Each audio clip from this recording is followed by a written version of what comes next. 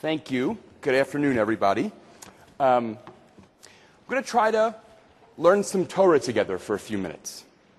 And I'd like to do that by drawing our attention to a debate that really runs through the whole history of Judaism. It's a debate that has generated very basic and actually often very vehement disagreement. The debate is about whether, A, Torah really belongs to every Jew, male or female, brilliant or just average, super pious or just going through some motions, or B, is it ultimately the possession of an elite few who control Judaism and function as its doorkeepers? The Talmud recalls many debates and arguments between these two approaches. We'll call them the elitist approach on the one hand and the egalitarian approach on the other. And what I'd really like to try and do together is think together about what the egalitarian approach is and what it implies, but also, crucially, what it demands. David, I don't have the clicker. A useful place to start is with one of the most famous verses in all of Torah. That verse, which you see in front of you, has been the source of some of the worst Jewish liturgical music ever written, right? Torah tziva lanu Moshe, morasha kehilat Yaakov. Moshe charged us with a teaching that is with Torah. It is an inheritance of the congregation of Jacob. According to the Talmud, by the way, and this is one of the reasons why this has been so commonly sung in Jewish settings, the very first verse that a parent is obligated to teach his or her child is this one. Right? In itself, that's worth taking a minute to think about. The very first verse a Jewish child is supposed to learn is that the Torah belongs to everyone. Needless to say, this is a kind of dramatic siding with the egalitarian as opposed to the elitist approach. And by the way, the term Kehilat Yaakov and terms like it, the congregation of Jacob, throughout biblical and rabbinic literature are catch-all phrases that mean everybody, every last one of us.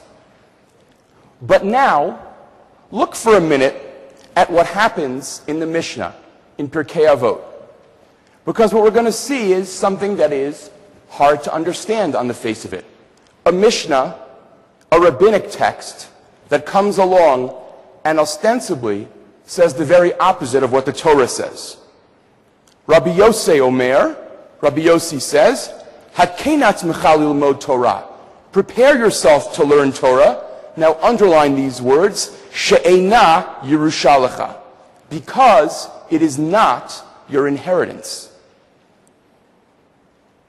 Now, maybe you'll want to ask, and actually I would encourage each and every one of us to ask, because this is not just a fun exercise, it actually has huge implications for how we understand our relationship to the Jewish tradition. How can Rabbi Yossi come along and declare that Torah is not our inheritance when the Torah itself explicitly said that it's exactly that? The Torah says yes, Rabbi Yossi says no. What I'd like to do for a minute is turn this space into a Beit Midrash. I would like to take all of 2 minutes and ask you to turn to someone at your table, the person who you know least at your table, who you know least well, and figure out, what do you make of this? What's the relationship between this verse on the one hand and this rabbinic text on the other? Is Torah our inheritance, or is it actually not? You have 2 minutes. Let's go for it.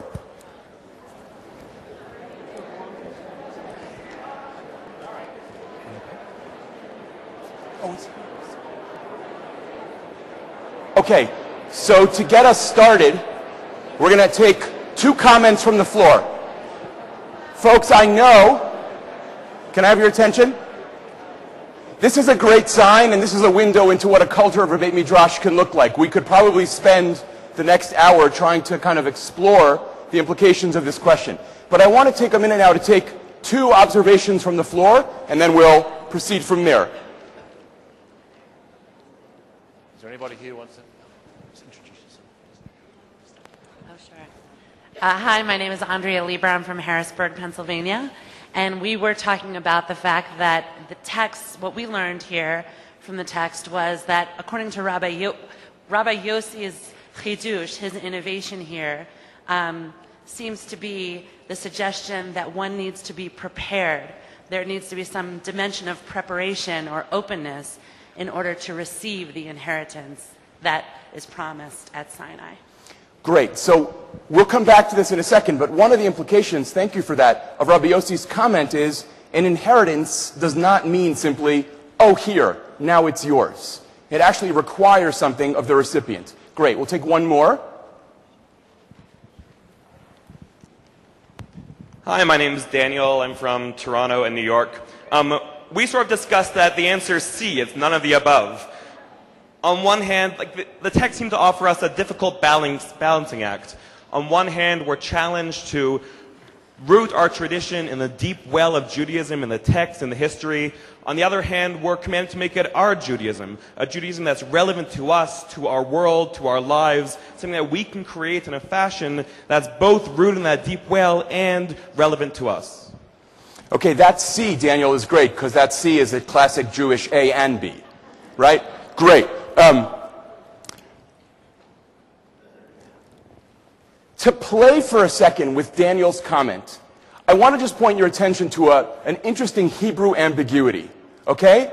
The Torah uses the word morasha, which I translated as inheritance, and the Mishnah uses the word Yerusha, which I also translated more or less in talking as inheritance. But morasha literally means that which I give over to another. Yerusha means that which I receive from another. So if I wanted to, perhaps I could suggest that the Torah is actually talking about an obligation to pass on, and Rabbi Yossi is talking about an obligation to work towards receiving. I'm obligated to give, but you are obligated to work to receive. Now, just for a minute, I want to turn your attention to a very strange comment in the Talmud, okay? The comment in the Talmud is this. On this verse, Torah tzivalanu Moshe, morasha, it is an inheritance. The Talmud says, Al tikre morasha, ela meorasa. Don't read this as the Torah is your inheritance, but rather the Torah is like your betrothed spouse. Okay? This is a moment of very strange interpretation. By the way, part of this is probably because in Palestine in early times, shin and sin were pronounced the same way. So it's morasa kihilat Yaakov, which very much sounds like meorasa kihilat Yaakov. But what could this possibly mean? One 20th century sage says, you know what the problem in our relationship with Torah is? We treat it like an heirloom or like an old grandma. We're happy we have it, but we actually don't consult with it about the real questions of our life. And he says what it means to inherit Torah is to treat it like the person we have committed to spend our life with. That is, to talk about the most intimate affairs and to figure out the deepest questions of our life in conversation with it. That's the meaning of Al tikre morasha ela meorasa. Call it your spouse. Now, and this is really bringing together the comments that were made on the floor, a comment from a great late medieval Jewish sage. I'll just read this in English. He says that the sages distinguished between the words morasha on the one hand and Yerusha on the other, as I already suggested. Based on what we learned in Rabbi Yossi, that the Torah does not come as an inheritance. That is, and here's the line that's crucial, and this is the core to what I really want to get us to think about over the course of today, and actually as we go about building a Jewish future. The Torah, he says, is not just left in the corner somewhere, and anyone who wants can come and grab hold of it. That is why they interpreted morasha as deriving from the word meorasa, betrothed. For the Torah is compared to a woman many times.